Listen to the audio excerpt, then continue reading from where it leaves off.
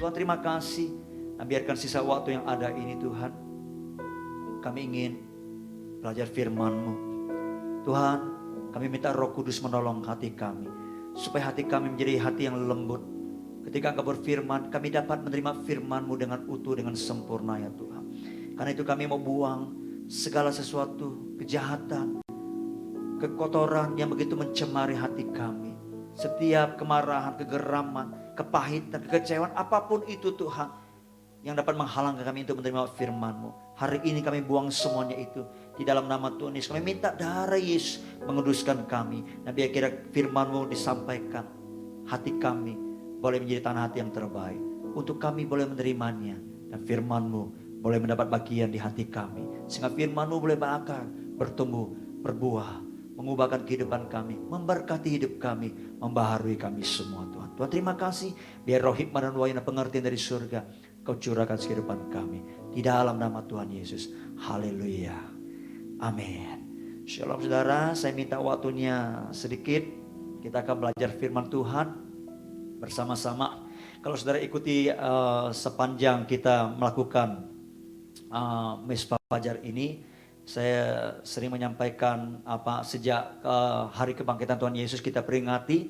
Saya mengajar saudara untuk melihat firman Tuhan yang menguraikan, menarasikan kebangkitan Yesus, tujuannya seperti apa. Nah, kemarin kita sudah membahas tentang kitab Lukas, tapi hari ini saya mau ngajak saudara buka di kitab Yohanes pasal yang ke-21 saudara. Yohanes pasal 21 ayat 1 sampai ayat 14 saudara. Saya akan bacakan buat saudara, dan hari ini saya mau ngajak saudara belajar bersama-sama bagaimana menggali firman Tuhan, melihat secara teks dan konteksnya saudara. Ya, perikopnya Yesus menampakkan diri kepada murid-muridnya di pantai Danau Tiberias. Kemudian Yesus menampakkan diri lagi kepada murid-muridnya di pantai Danau Tiberias, dan ia menampakkan diri sebagai berikut. Di pantai itu berkumpul Simon Petrus, Thomas yang disebut Didimus, Nathanael dari Kana yang di Galilea, anak-anak Zebedius dan 2 orang murid yang lain. Kata Simon kepada mereka, "Aku pergi menangkap ikan." Kata mereka kepadanya, "Kami pergi juga dengan engkau." Mereka berangkat lalu naik ke perahu, tetapi malam itu mereka tidak menangkap apa-apa. Ketika hari mulai siang, Yesus berdiri di pantai. Akan tetapi murid-murid itu tidak tahu bahwa itu adalah Yesus. Kata Yesus kepada mereka, "Hai anak-anak, adakah kamu mempunyai lauk pauk?" Jawab mereka, "Tidak ada." Maka kata Yesus kepada mereka, "Tebarkanlah jalamu di sebelah kanan perahu, maka kamu akan peroleh." Lalu mereka menebarkannya dan mereka tidak dapat menariknya lagi karena banyaknya ikan. Maka murid yang dikasihi Yesus itu berkata kepada Yesus, "Itu Tuhan." Ketika Petrus mendengar bahwa itu adalah Tuhan, maka ia mengenakan pakaiannya, sebab ia tidak berpakaian, lalu terjun ke dalam danau.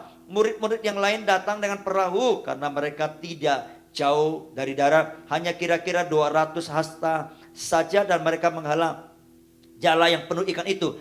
Ketika mereka tiba di darat, mereka melihat api arang dan di atasnya ikan dan roti.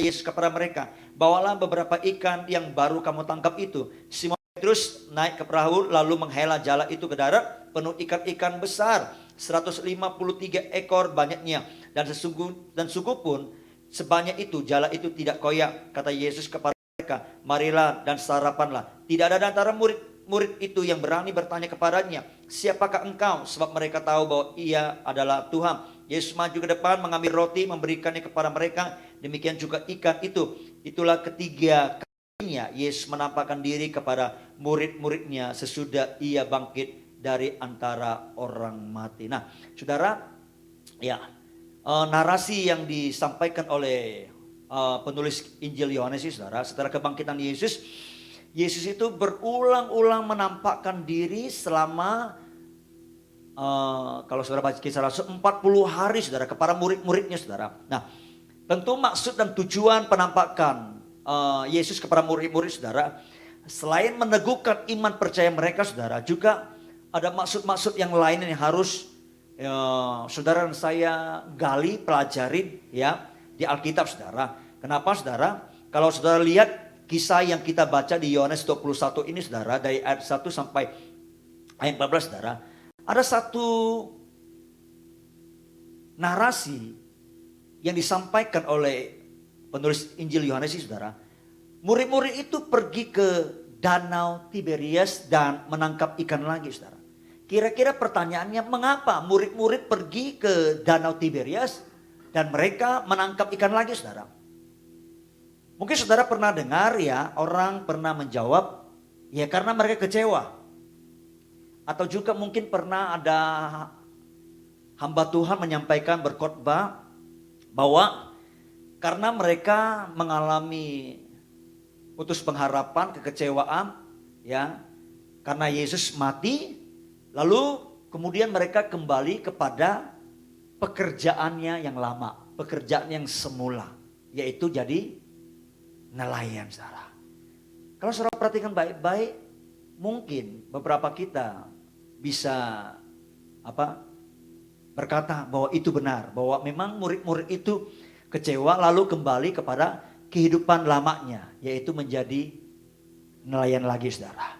Tapi kalau saudara perhatikan dengan teliti, maka saudara akan menemukan jawabannya. Coba perhatikan baik-baik. Apakah semua murid yang waktu itu pergi ke Danau Tiberias juga disebut Danau Galilea saudara, atau Danau Genesaret juga, ya. Apakah semua murid itu adalah notabene mereka dulu adalah seorang nelayan? Seperti Thomas. Thomas itu apakah seorang nelayan?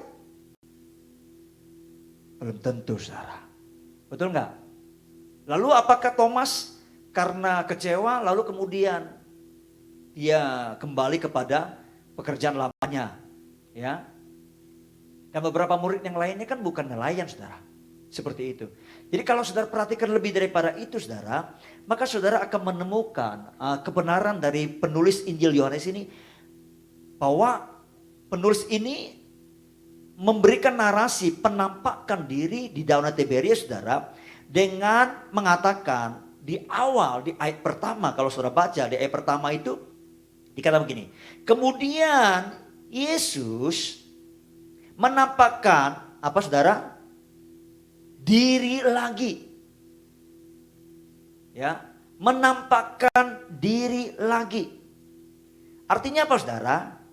Artinya itu sudah kesekian kali, ya, sudah kesekian kali. Bisa bayangkan itu slide-nya. Sudah kesekian kali saudara. Nah, kalau saudara lihat, baca dengan teliti saudara, berarti penampakan diri Yesus di Danau Tiberias saudara, itu bukan yang pertama. Tapi yang keberapa saudara? Yang ketiga. Dari mana Bapak tahu yang ketiga? Dari ayat yang terakhir dari konteks yang kita bacain, di ayat 14 saudara. Di ayat 14 berkata begini. Ya. Itulah ketiga kalinya Yesus menampakkan diri kepada muridnya sesudah ia bangkit dari antara orang mati. Jadi fakta ini saudara, bahwa penampakan diri Yesus di Danau Tiberias bukanlah yang pertama, melainkan yang ketiga. Nah, apa sih yang bisa kita dapatkan dari fakta ini saudara? Mereka pergi ke Tiberias, itu artinya mereka sudah pernah melihat Yesus minimal 2 kali. Ya, setelah Yesus bangkit dari antara orang mati saudara. Ya. Nah, kalau saudara baca di Yohanes pasal yang ke-20 saudara, ayat 19 mulai. Ini penampakan diri yang pertama kepada murid-murid. Sebenarnya ini bukan penampakan diri yang pertama. Penampakan diri yang pertama itu kepada perempuan-perempuan. Tapi kenapa perempuan-perempuan tidak ditulis saudara? Tidak dikalkulasikan. Karena memang kita tahu bahwa tradisi budaya orang Yahudi ya juga mempengaruhi penulisan Alkitab. Jadi perempuan atau wanita itu ya agak sedikit dikesampingkan saudara. Jadi tidak terlalu diperhitungkan saudara. Seperti itu ya. Nah, ini penampakan diri yang pertama. Ayat 19 berkata begini, pasal 20 dari kitab Injil Yohanes. Ketika hari sudah malam, pada hari pertama minggu itu berkumpulan murid-murid Yesus di suatu tempat dengan pintu-pintu yang terkunci karena mereka takut kepada orang-orang Yahudi. Pada waktu itu datanglah Yesus berdiri tengah-tengah mereka dan berkata, damai sejahtera bagi kamu. Dan sesudah berkata demikian, ia menunjukkan tangannya dan lambungnya kepada mereka. Murid-murid itu bersukacita ketika mereka melihat Tuhan. Maka kata Yesus sekali lagi, damai sejahtera bagi kamu. Sama seperti Bapa mengutus aku, demikian juga sekarang aku mengutus kamu. Dan sesudah berkata demikian, ia mengampuni mereka dan berkata, terimalah Roh Kudus. Jikalau kamu mengampuni dosa orang, dosanya diampuni. Dan jikalau kamu menyatakan dosa orang tetap ada, dosanya tetap ada. Nah, ini narasi penampakan diri yang pertama, ya. Tapi ada penampakan diri yang kedua di ayat yang ke-24 mulai, saudara. Ketika Thomas, seorang dari murid itu yang disebut Didimus, tidak ada bersama-sama dengan mereka ketika Yesus datang ke situ. Maka kata murid yang lain itu kepadanya, ini kepada Thomas, kami telah melihat Tuhan. Tetapi Thomas berkata kepada mereka, sebelum aku melihat bekas paku pada tangannya, dan sebelum aku mencucukkan jariku dalam bekas paku itu, dan mencucukkan tanganku ke dalam lambungnya, sekali-kali aku tidak akan percaya. 8 hari kemudian murid-murid Yesus berada kembali dalam rumah itu, dan Thomas bersama-sama dengan mereka. Sementara pintu-pintu terkunci, Yesus datang dan ia berdiri di tengah-tengah mereka dan berkata, damai sejahtera bagi kamu. Kemudian ia berkata kepada Thomas, taruhlah jarimu di sini dan lihatlah tanganku, dan ulurkanlah tanganmu dan cucukkan ke dalam lambungku, dan jangan engkau tidak percaya lagi, melainkan percayalah. Thomas menjawab dia, ya Tuhanku, my kurios, ya, dan Allahku, my theos. Kata Yesus kepadanya, karena engkau telah melihat aku, maka engkau percaya. Berbahagialah mereka yang tidak melihat namun percaya, saudara. Nah, ini sudah 2 kali sampai Thomas bisa berseru, iya Tuhanku, iya Allahku. Artinya apa? Mereka sungguh-sungguh ketika melihat Yesus bangkit, hidup kembali, itu membangkitkan iman mereka. Mereka sungguh-sungguh punya iman yang besar bahwa Yesus itu adalah Allah, Yesus adalah kurios, adalah Tuhan, ya, seperti itu, saudara. Nah, dalam kondisi seperti itu, tentu di jiwa mereka, di batin mereka, saudara, sudah tidak lagi kecewa. Tapi sebelum kejadian itu, mereka pasti akan sedikit kecewa, saudara, karena mereka melihat Yesus mati. Tapi ketika Yesus sudah bangkit menampakkan diri kepada mereka 2 kali berturut-turut, itu membangkitkan iman mereka, sehingga mereka percaya kepada Yesus bahwa Yesus benar-benar Tuhan dan benar-benar adalah Allah, saudara. Nah, pertanyaannya tadi awal saya katakan, mengapa mereka pergi ke Danau Tiberias? Kalau saudara baca keseluruhan kisah ini, saudara, tentang kematian dan kebangkitan Tuhan Yesus, saudara, maka saudara akan menemukan di Alkitab ada perkataan-perkataan Yesus sebelum Yesus mati, dan juga perkataan-perkataan Yesus sesudah Yesus bangkit yang juga diucapkan oleh malaikat, saudara. Ya, ada di Markus pasal yang ke-14 28, ya. Saudara bisa ikuti di layar ditayangkan, saudara. Dikatakan ini, ya. Akan tetapi sesudah aku bangkit, aku akan mendahului kamu ke Galilea. Oke. Lalu kemudian di Markus pasal 16 ayat 7, ya. Dikatakan begini. Markus 16 ayat 7, ya. Tetapi sekarang pergilah, katakanlah kepada murid-muridnya. Ini malaikat yang menampakkan diri, disampaikan kepada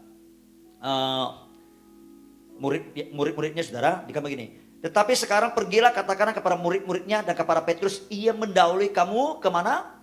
Ke Galilea. Galilea itu juga Tiberias, saudara. Di sana kamu akan melihat dia seperti yang sudah dikatakannya kepada kamu, saudara. Jadi 2 ayat ini ada narasi atau ada kalimat berkata mendahului kamu. Artinya apa, saudara? Artinya Yesus sudah pergi duluan ke Tiberias, ke Danau Galilea, mendahului para murid. Jadi dikatakan murid disuruh pergi menyusul Yesus di Danau Tiberias, saudara. Ya, Perhatikan di pasal ke-16 ini, ayat ke-7 ini saudara, diucapkan oleh malaikat. Di sana kamu akan melihat dia. Artinya apa? Kepergian para murid ke Danau Tiberias saudara, ke Galilea, ya, itu bukan karena kecewa. Bukan karena kembali ke masa lalu, pekerjaan lama, menangkap ikan lagi. Bukan saudara.